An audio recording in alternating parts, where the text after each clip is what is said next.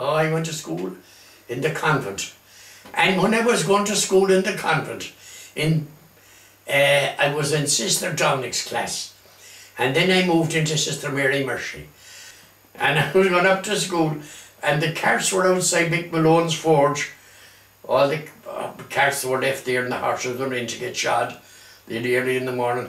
And I hopped into one of the carts and covered myself up. And I wasn't going to school today. And I was in higher infants, I think. So that gave you an idea of the interest I had in going to school at that time.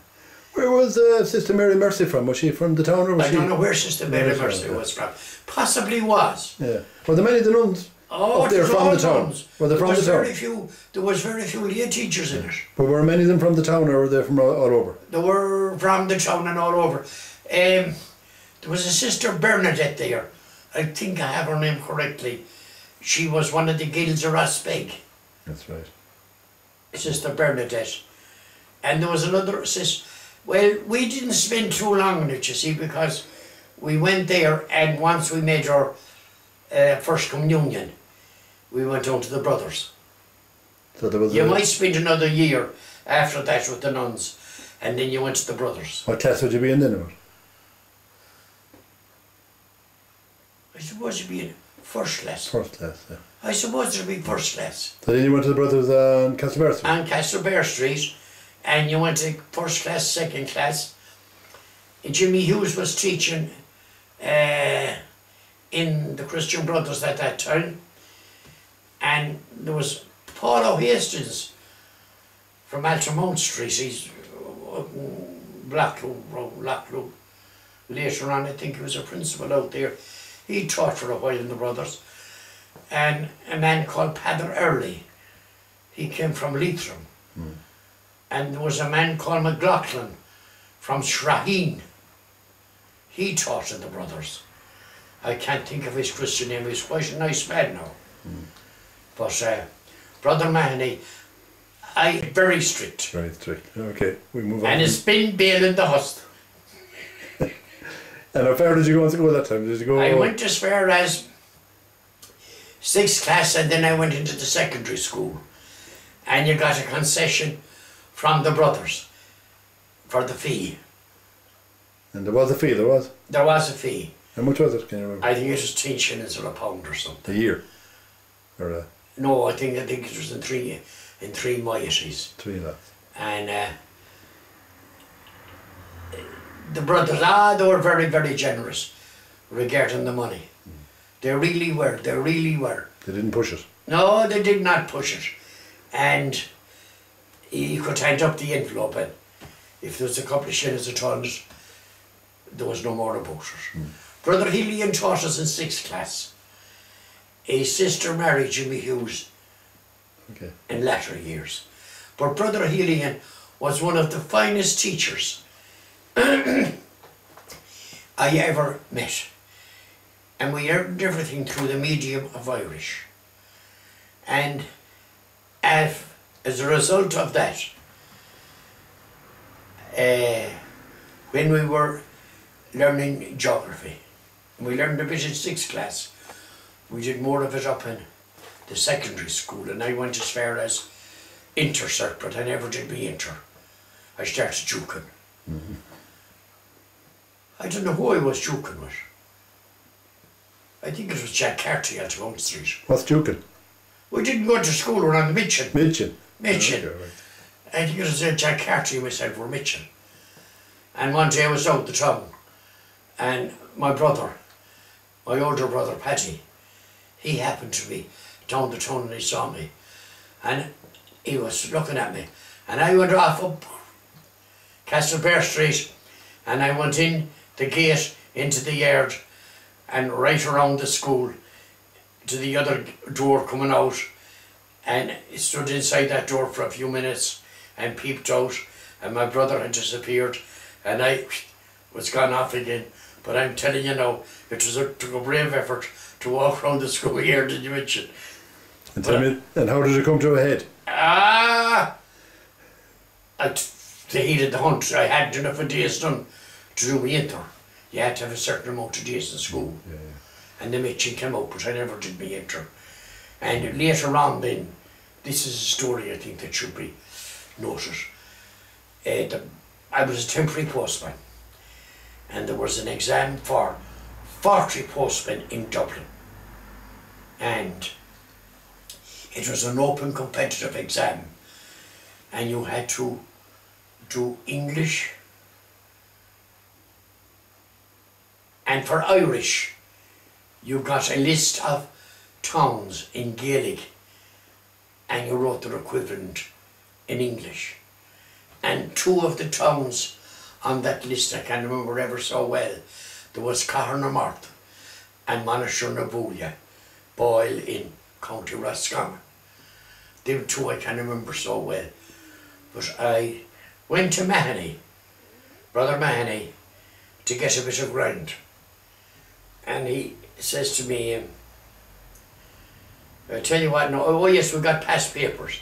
He asked me to do an essay for him on a cycling trip. So at the time I was cycling around the country delivering post every morning, 6 mornings a week. So it was very easy to do an essay on a cycling trip when I was at it every day. So I did the essay for him, and I made a great job in it. At that time,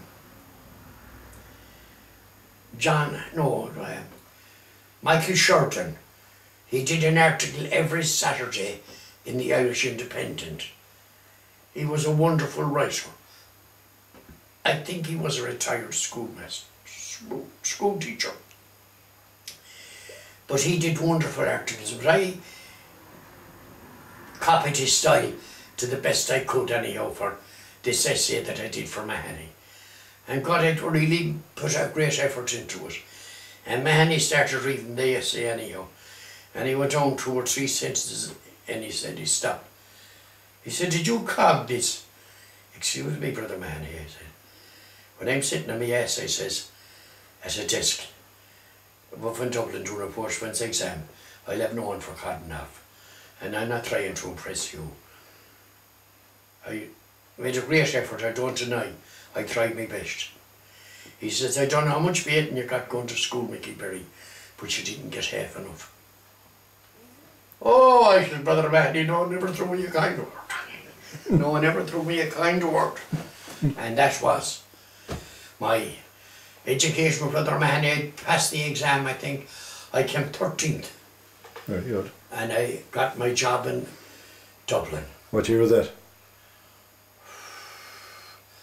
It should be 50 odd. 50 odd, yeah. I can't remember exactly now. And how long did you do it for after that then? Oh, I was in Dublin for... I was only in Dublin for 8 months. And Paddy Gibbons in a canvey. And this is a lovely piece of a story now for you, Dr. White. Paddy Gibbons in a canvey. He was a teacher in the canvey. He was a county councillor. And he was supposed to have great influence and a great man. But I got my job above in Dublin, and I had digs in Dublin. And when I paid me digs, I had £5 5 shillings a week, and I was paying £3 digs. So I had £2 left. My mother wrote to me anyhow. Oh, she wrote to me every week. She sent me the Mayo News and she wrote to me. And in return I wrote back to her. So she told me that £2 was too much for me to be spending in Dublin, that she would want some of it.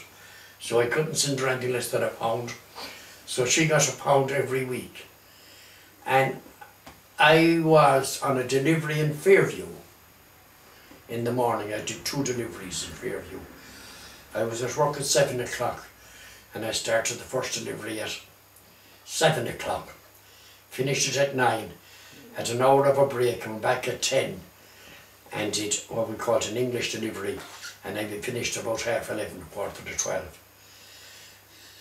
And I was free then until, I think it was 3:45. And at 3:45 I had to report to Pearse Street, and we did what was called primary sorting on the mail. they came in with pranked it and divided it up into the various divisions. You had the 6 counties, and you had the southern counties, and you had Dublin and Dublin subs, and the Midlands, Mayo and Galway, Roscommon and Leitrim. And I think they're the divisions as best I can remember. There's more divisions than that. And we divided it up into that. And that went then off down into those divisions and it was sorted into the towns. And it was sent out to Dublin on the night mail at 8:10. The mail came by road to all the towns, north and south. In actual fact, I think the mail for the south didn't go out until 10 o'clock. But the mail for Galway, Mayo and Roscommon, Leitrim. Leitrim was on the Sligo Road. That was going from Mullingar up. And we sent off the mail every night. It went off at 8:10 and it was delivered the next morning. And I get the pound and I put the pound into the envelope of my mother along with this couple of lines I were writing to her. And I put it into the Westport pigeonhole. And I took out the rest of the letters that were there and I tied them with twine and I dropped the bundle of letters into the Westport bag. And it arrived in Westport and just started into the town through delivery, and then Mulcairns would take the letter and he'd give it to my mother at 10 to 9 every morning. So that's how I sent the pound home to my mother. And could you live on the other pound in Dublin? Oh! Down down with a hatchet. That was it. I was smoking, but I wasn't drinking. And really, because I wasn't drinking, it was a great asset. And how much did a packet of fags cost that time? Cheap. They were cheap enough. Or like they're €10 now. I think you get 10 players for 8pence. Yeah. I think that was the cost of 10 players. And there was $2.40 in the pound, wasn't there? Oh, there was two. That was a desperate. That was a desperate act when they gave us 100 pennies in the pound instead of 240. And then they wanted to change the bloody thing and made a whole of it all together when they made the euro.